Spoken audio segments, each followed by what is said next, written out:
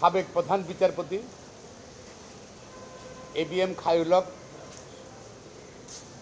গ্রেপ্তার হয়েছে। ইনি সেই সাবেক প্রধান বিচারপতি যার কারণে বাংলাদেশের 19 কোটি 18 কোটি মানুষ বছরের পর বছর কিন্তু ভোটাধিকার প্রয়োগ করতে পারে না। তার কর্মকালীন সময়ে বিচারিক জীবনে এবং বিচারের পরবর্তী সময়ে পদক্ষেপগুলো বাংলাদেশে বিতর্ক ও সমালোচনার সৃষ্টি হয়েছে। তার বেশ কয়েকটি সিদ্ধান্ত, রায়, পদক্ষেপ বাংলাদেশের গণতন্ত্র, বিচার বিভাগের স্বাধীনতা, রাষ্ট্রীয় কাঠামোর জন্য সবচেয়ে ক্ষতিকর প্রমাণিত হয়েছে। তিনি সর্বজন স্বীকৃত ঐক্যমতের ভিত্তিতে তত্ত্বাবধায়ক সরকার ব্যবস্থা, সাবেক প্রধানমন্ত্রী বেগম খালেদা জিয়ার সরকার পার্লামেন্টে ভোটাধিকার নিশ্চিত করার জন্য, সুষ্ঠু ভোটের জন্য তত্ত্বাবধায়ক সরকার ব্যবস্থা সংবিধানে সন্নিবেশিত করেছিলেন। তার অধীনে প্রায় 3টে নির্বাচন হয়েছিল। আওয়ামী লীগও সেই তত্ত্বাবধায়ক সরকারের মাধ্যমেই, যদিও বিতর্কিত সেই তত্ত্বাবধায়ক সরকার ছিল, মঈন আহমেদ ফখরুদ্দিন সরকার, তার মাধ্যমে ক্ষমতায় এসেছিল। তারপরে খায়রুল হকের উপর তারা নির্ভর করেছিল। খায়রুল হক সেই তত্ত্বাবধায়ক সরকার ব্যবস্থা বাতিল করেছে, দেশের সংঘাতের সৃষ্টি করেছিল। এবং রায়টা সে ওপেন কোর্টে শর্ট জাজমেন্ট দিয়েছিল। বিচার করার পর যেসব সে প্রধান বিচারপতি নয়, এমনি বিচারপতিও নয়, প্রায় 16 মাস পরে সেই রায়টা পূর্ণাঙ্গ রায় তত্ত্বাবধায়ক সরকার ব্যবস্থা বাতিল করেছিল। জাতিকে একটা কঠিন রাজনৈতিক সংকট, মানুষের মৌলিক অধিকার, ভোটাধিকার সব বিনষ্ট করেছিল তার রায়ের মাধ্যমে। সে 2008 সালেও তিনি বাংলার প্রধান বিচারপতির শপথ গ্রহণ করেন, করে তিনি সংবিধানের 13শ সংশোধনী বাতিল করেন, যার মাধ্যমে তত্ত্বাবধায়ক সরকার ব্যবস্থা বাতিল হয়, বিলুপ্ত হয়।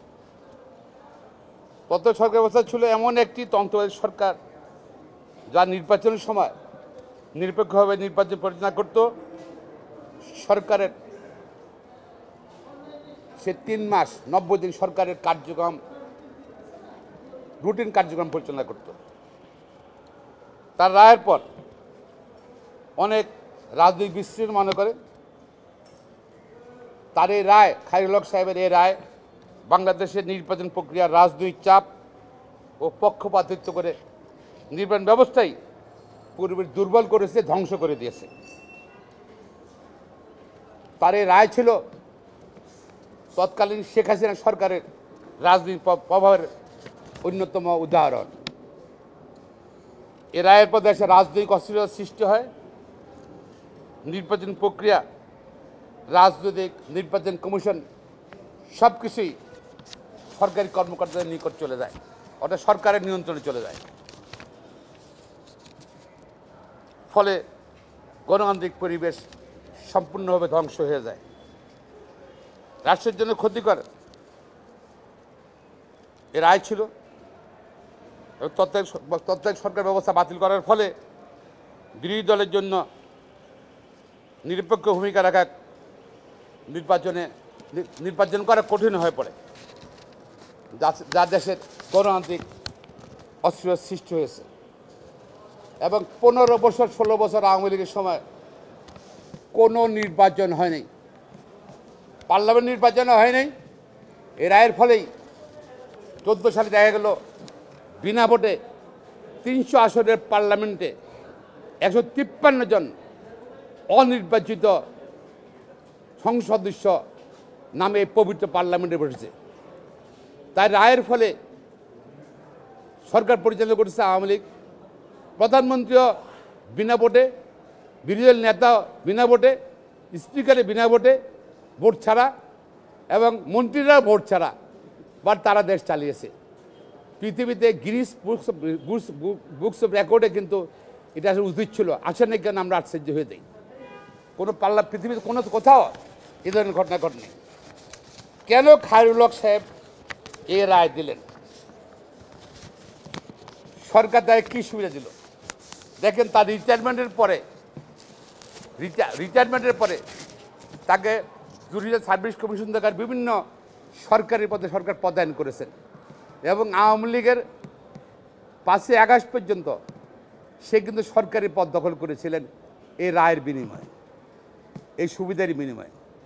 শুধু তাই নয়, এই খায়রুল হক সাহেব প্রধান বিচারপতি থাকাকালীন সময়, অর্থাৎ বিচারপতি থাকাকালীন সময় প্রধানমন্ত্রী শেখ হাসিনার ত্রাণ তহবিল থেকে 29 লক্ষ টাকা, প্রায় 29 লক্ষ টাকা সে চিকিৎসার জন্য সাহায্য নিয়েছেন। এটাও রেকর্ড। এবং সেই সময় আমার মনে আছে, আমি এই সুপ্রিম কোর্ট বার অ্যাসোসিয়েশনের সেক্রেটারি ছিলাম, খন্দকার মাহবুব সাহেব প্রেসিডেন্ট ছিল। আমরা সাধারণ সভা ডেকে এই সুপ্রিম কোর্ট আইনজীবী সমিতি খায়রুল হককে পার্সন নন কাটা করেছি। অর্থাৎ সুপ্রিম কোর্টে তার 14 সালে সেই সময় তাকে রায়ের পরেই তাকে সুপ্রিম কোর্টে তার নিষিদ্ধ করে দিয়েছিলাম তাকে। তারপর থেকে সুপ্রিম কোর্ট বার অ্যাসোসিয়েশনে খায়রুল হক কিন্তু যেহেতু পার্সন নন কাটা ছিল, কখনো সে আসে নাই। শুধু তাই নয়, বাংলাদেশের বিচার বিভাগের ইতিহাসে বিরল, সাধারণত প্রধান যে কোনো বিচারপতি, মাননীয় বিচারপতি তাকে নিয়োগের সময় সুপ্রিম কোর্ট বার অ্যাসোসিয়েশনের পক্ষ থেকে এবং অ্যাটর্নি অফিস থেকে তাকে সম্বর্ধনা দেওয়া হয়। আবার রিটায়ার করার সময় তাকে বিদায় সম্বর্ধনা দেওয়া হয়। বাংলাদেশের একমাত্র প্রধান বিচারপতি খায়রুল হক সাহেব, তাকে কিন্তু বিদায়ের সময় সুপ্রিম কোর্ট বার অ্যাসোসিয়েশন কোনো সম্বর্ধনা আমরা দেই নাই, এবং নীরবে এসে চলে গেছে এখান থেকে বিদায় সম্বর্ধনা ছাড়াই। অর্থাৎ 5ই আগস্টের পরে যে আমরা প্রতিবাদ করেছি জানা, প্রতিবাদ কিন্তু সেই সময় থেকে কন্টিনিউ করছে। এই সুপ্রিম কোর্ট বার অ্যাসোসিয়েশনে তার এই রায়ের বিরুদ্ধে তার কুশপুত্তলিকা দাহ করা হয়েছিল সুপ্রিম কোর্ট বার অ্যাসোসিয়েশনে, আপনার নিশ্চয় মনে আছে। এবং প্রতিদিনে তার রায়ের প্রতিবাদে আমরা আইনজীবীরা আগে বুঝতে পেরেছিলাম তার রায়ের উদ্দেশ্য, এই রায়ের মাধ্যমে বাংলাদেশে অস্থিতিশীল হয়ে যাবে, বাংলাদেশের গণতান্ত্রিক ব্যবস্থা ধ্বংস হয়ে যাবে, এবং সরকারের পক্ষে নিয়ন্ত্রণ করার সময় হবে নির্বাচন ব্যবস্থা। এই জন্য আমরা তাই করেছিলাম। তিনি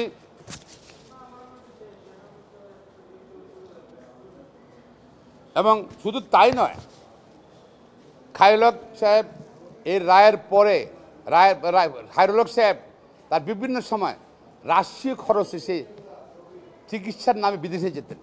সমগ্র টাকা সুপ্রিম কোর্ট ফান্ড বা সরকার থেকে দেওয়া হতো তার রায়ের সুবিধা হিসাবে। এবং আইন কমিশনের চেয়ারম্যান ছিলেন তিনি। এবং শুধু তাই নয়,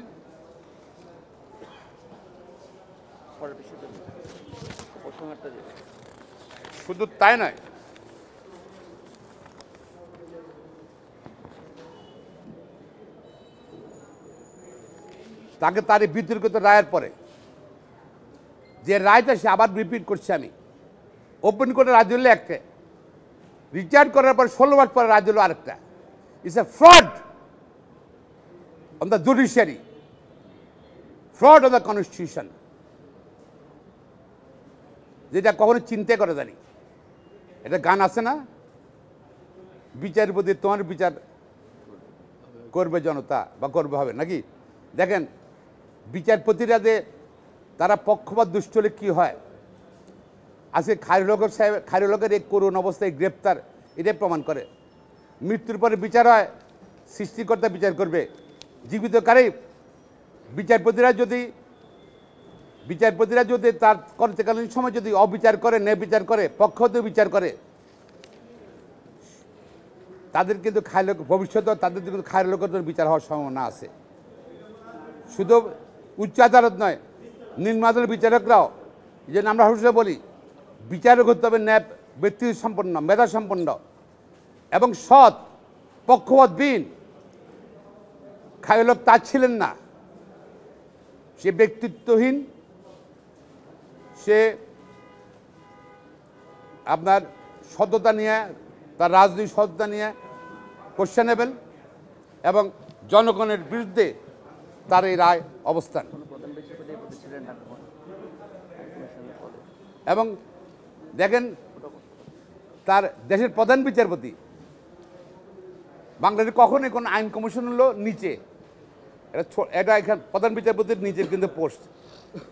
উনি কত নির্লজ্জ ছিলেন, প্রধান বিচারপতির পদ থেকে রিটায়ার করার পরে উনি এই নিচের পদ আইন কমিশনের চেয়ারম্যানের পদ নিতে কিন্তু তার মোটো বিবেকে লাগে নাই।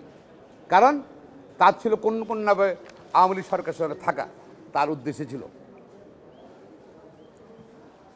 আমরা খায়রুল হকের আজকে যে গত 15-16 বছর যে বাংলাদেশে যে অরাজকতা, হত্যা বলেন, গ্রেপ্তার বলেন, গুম বলেন, নির্যাতন বলেন, মিথ্যা মামলা বলেন, রাজনৈতিক প্রতিপক্ষকে ভোটে কারচুপি বলেন, সব কিছুর জন্য দায়ী আমি মনে করি এই সাবেক প্রধান বিচারপতি খায়রুল হক।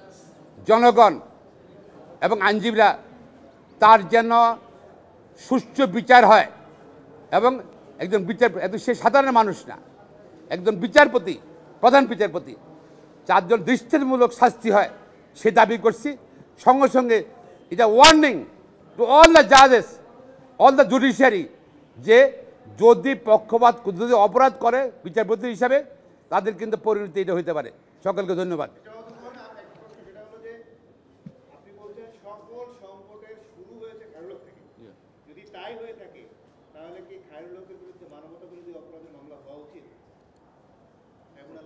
ডেফিনেটলি তার বিরুদ্ধে, তার তো সংকটের ইন্ধনদাতা, রাজনৈতিক সংকট সে জানে, রেপ্রিহেনশন আমরা ধারণা করছি। আমরা আইনজীবীরা সেই সময় তার কুশপুত্তলিকা দায় করলাম, তাকে সুপ্রিম কোর্টে পার্সন নন কাটা, অর্থাৎ সুপ্রিম কোর্ট তার আগমন নিষিদ্ধ করে দিয়েছিলাম। আমরা ধারণা করছিলাম যে সেই সময় যে এরম ঘটনা ঘটতে পারে দেশের মধ্যে। তো সুতরাং তার কর্মের জন্য, কর্মকাণ্ডের জন্যই তো আজকে বাংলাদেশের সব মানবতা বিরোধী অপরাধ হয়েছিল। অবশ্যই সে দায়ী হবে, মানবতা বিরোধী অপরাধও দায়ী হবে, পাশাপাশি হত্যা, গুম সবগুলোর মধ্যে আমি মনে করি তার সংশ্লিষ্টতা আছে, এবং তার সহযোগিতা আছে, তার ইন্ধন আছে। এই জন্য তার সুষ্ঠু বিচার দাবি করছি, এবং শুধু দ্রুত বিচার দাবি করছি আমার সুপ্রিম আইনজীবী সমিতির পক্ষে। ধন্যবাদ।